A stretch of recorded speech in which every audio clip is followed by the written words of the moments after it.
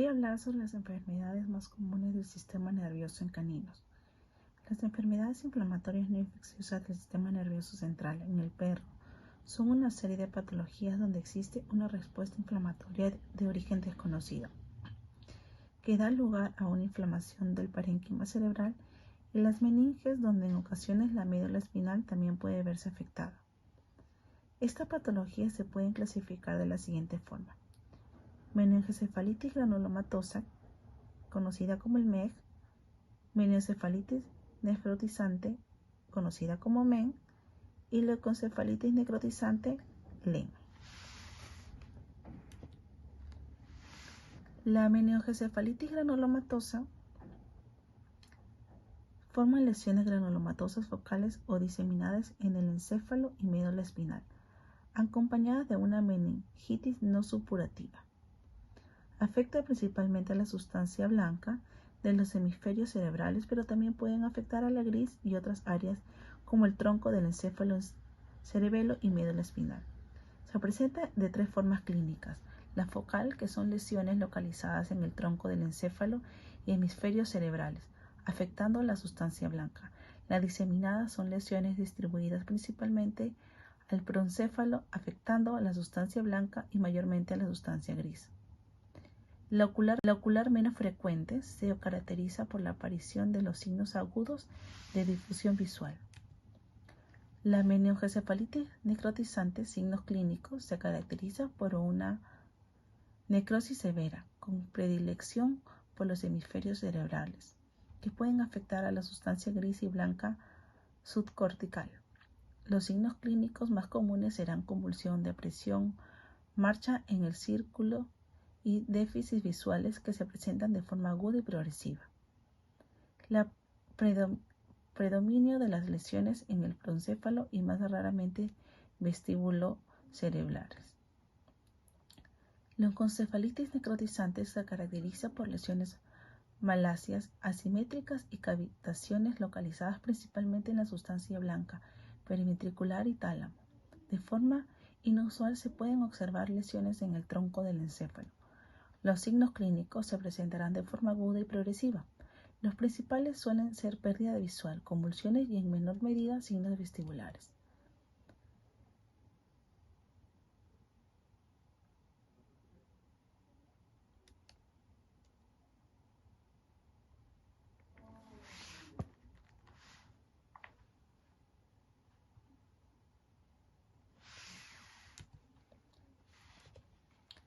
Las enfermedades de una patogenia aún desconocida se realizan por exclusión y en base de las características de la presentación clínica, como pruebas de imagen de tomografía, análisis del LCR, resonancias. El tratamiento consiste en la administración de corticosteroides, prednisolona comúnmente a dosis inmunosupresoras, y radioterapia. Las enfermedades del disco intervertebral ocasionada por la compresión de la médula espinal. Esta enfermedad conlleva que el disco dé lugar al que se genera una hernia. Esta degeneración comienza de los 3 meses y va avanzando hasta llegar al año. Sus signos clínicos son ataxia, hemiparesia, dolor de cuello.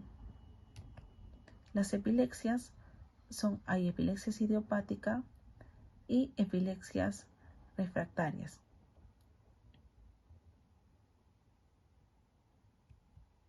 El tratamiento: a la fecha no existe cura, ni tratamiento preventivo, ni tratamiento ideal para la epilepsia, pero es necesario controlar las convulsiones para evitar los cambios aplásticos permanentes, como el fenobarbital, como benzodiazepinas. Y la miliopatía degenerativa es una enfermedad neurológica progresiva. Comienza de los 3 meses y va avanzando hasta llegar al año. Sus signos clínicos son ataxia, hemiparesia, dolor de cuello. Las epilepsias hay epilepsia idiopática y epilepsias refractarias.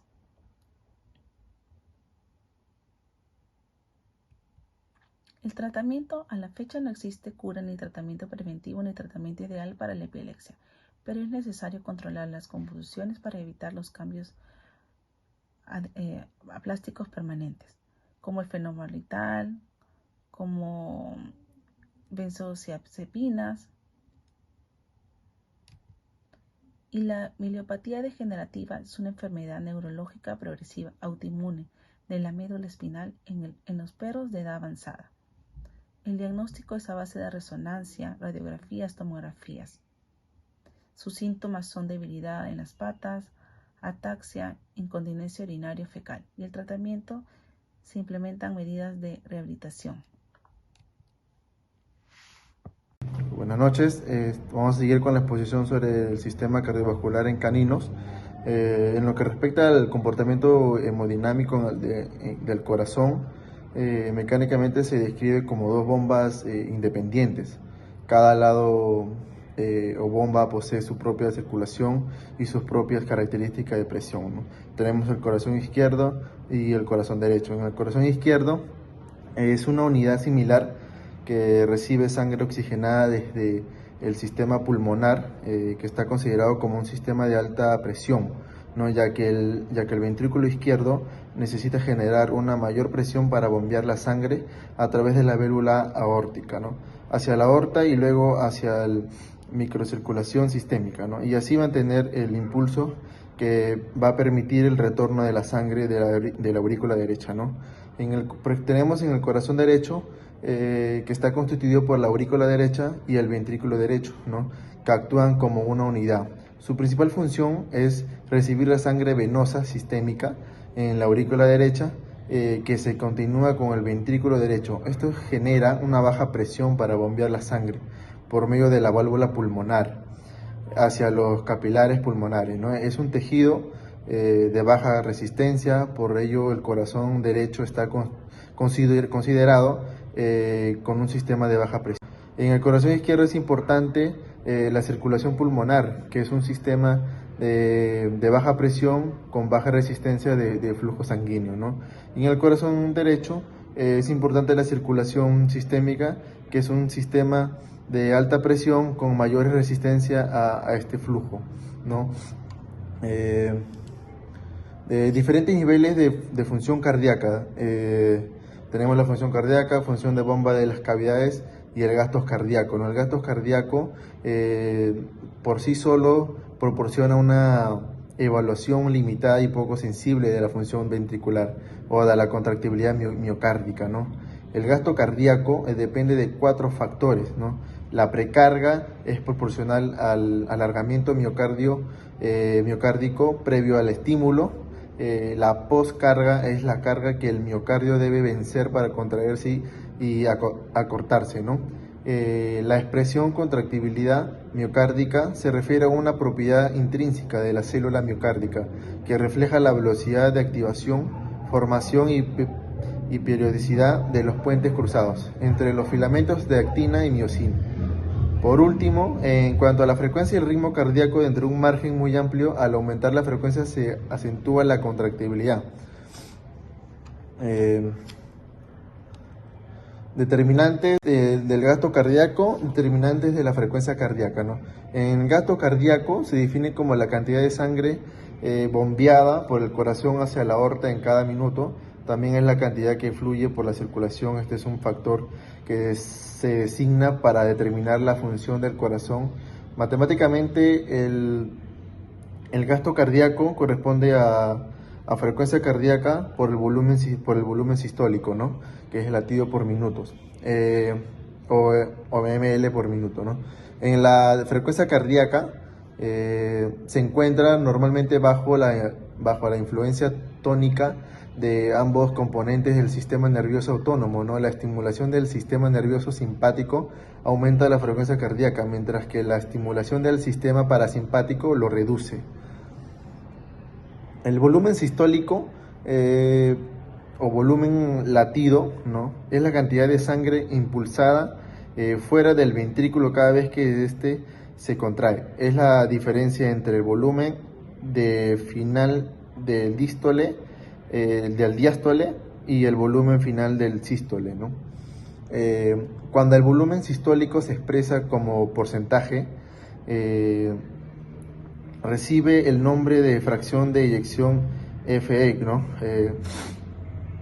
Es la diferencia entre el volumen diastólico final y el volumen sistólico, ¿no? Final dividida en el BFD, ¿no? Este índice es relativamente constante en condiciones fisiológicas.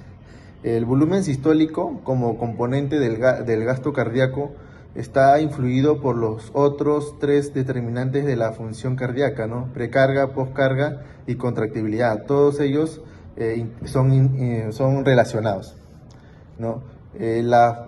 La poscarga, similarmente con la ley de Laplace, la poscarga del ventrículo izquierdo puede ser mejor descrita como el estrés de la pared del ventrículo izquierdo durante la eyección sistólica, ¿no? La poscarga. Y la precarga le define como todos los factores que contribuyen al estrés de la pared ventricular al final del diástole. Y la poscarga como todos los factores que contribuyen al estrés de la pared ventricular al final de la sístole, ¿no? Bajándose en la ley de John Laplace. Eso es todo. Gracias. El tema que me ha salido exponer son enfermedades cardiovasculares en gatos. ¿Ya? La insuficiencia cardíaca es una anomalía que normalmente está relacionada con la falta de bombeamiento de sangre, que hace que la irrigación sanguínea sea mucho más seguida y la irrigación sanguínea en tejidos y órganos. En síntomas clínicos en cardiovasculares, en felinos, normalmente es lo que nos indica lo que es el jadeos intenso por la boca, lo que es también la decaimiento, pérdida de apetito, la respiración forzada, las mucosas pálidas y normalmente en los casos clínicos que llegan a la veterinaria son las frecuencias cardíacas con arritmias y proceso de la presión arterial abdominal, en donde el dueño se asusta y recién lo llevan a una consulta veterinaria. Las enfermedades más comunes que tenemos son las enfermedades arterial sistémica en gato, que normalmente son enfermedades que pueden ser producidas por un tipo de enfermedad renal, hepática, lipídica o también congénita. Normalmente cuando los valores están por arriba de 160 de presión arterial sistólica y diastólica, hace que el gatito ya tenga una arritmia acelerada y hace que tengamos que poner medicación. Normalmente los tratamientos que están usados estos fármacos es la alopidine o la telmisartán, que son medicamentos que ayudan a la hipertensión arterial. Yo también. La cardiopatía dilatada felina son enfermedades que normalmente hacen una baja frecuencia cardíaca. Normalmente lo que hace el corazoncito hace que la dilatación del ventrículo atrial izquierda no sea lo correcto y hace que también pueda producir un trombo intracardíaco, que también le puede conllevar un paro cardíaco al gatito. Si el paciente presenta lo que es solamente esta anomalía, se puede controlar oralmente con digoxine y pibovendan. El digoxine y pibovendan son medicamentos que regulan solamente este tipo de enfermedad de cardiopatía dilatada felina. Otra enfermedad más común en gatos es la de déficit de taurina, que normalmente es la falta del aminoácido que produce que el gatito tenga una correcta contracción cardiovascular, ¿no? Normalmente si es que el gatito está diagnosticado a tiempo y solamente necesite la restauración de taurina, se hace la alimentación con un alimento que tenga esta concentración o si no, administración taurina de 250 miligramos cada 12 horas por 3 a 4 semanas. Otra anomalía más seguida es la hipertrofia primaria, que normalmente lo que conlleva es que el ventrículo tenga una concentración de sangre y no pueda tener una correcta bombeo de sangre. Hace que la luz de la cámara ventricular no sea el correcto y por ende conlleva una hipertensión arterial que puede llevar hasta la muerte del gatito. Normalmente lo que hay que hacer en este tipo de casos es un control con relajantes o que puedan bajar la rigidez del ventrículo izquierdo, ¿no? Los tratamientos para las enfermedades que son cardiovasculares normalmente tienen que tener unos objetivos principales, como cuáles son lo que son la reducción, la rigidez del incremento de los ventrículos para que puedan tener una, una mayor concentración al momento de bombear la sangre, ¿no? Entonces hay que bajar la rigidez para que esto pueda producirse. También lograr un efecto cronotópico negativo, que eso ayuda a que el gatito tenga una correcta llenado ventricular y también tenga un correcto flujo sanguíneo.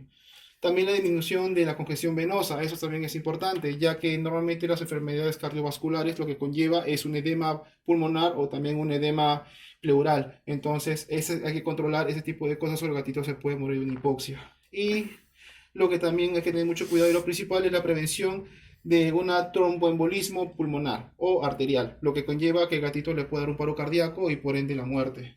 El tratamiento, dependiendo de lo que tenga el gatito, puede ser, si es que es sintomático, solamente se puede controlar con furosemida, que es un diurético que ayuda a la disminución de la congestión pulmonar y arterial y pleural y para que el gatito pueda tener una correcta oxigenación. El atenolol y la dialiticen son medicamentos beta eh, que bloquean los niveles de calcio, que ayudan a la regulación sanguínea, bajan también la rigidez de las paredes ventriculares y al mismo tiempo al llenado capilar, ¿no? Entonces, siempre y cuando el gatito tenga solamente este tipo de problemas cardiovasculares, se puede ser controlado, pero lastimosamente también llevan a otro tipo de enfermedades hepático-renal que conllevan un tratamiento mucho más prolongado hasta la muerte del gatito.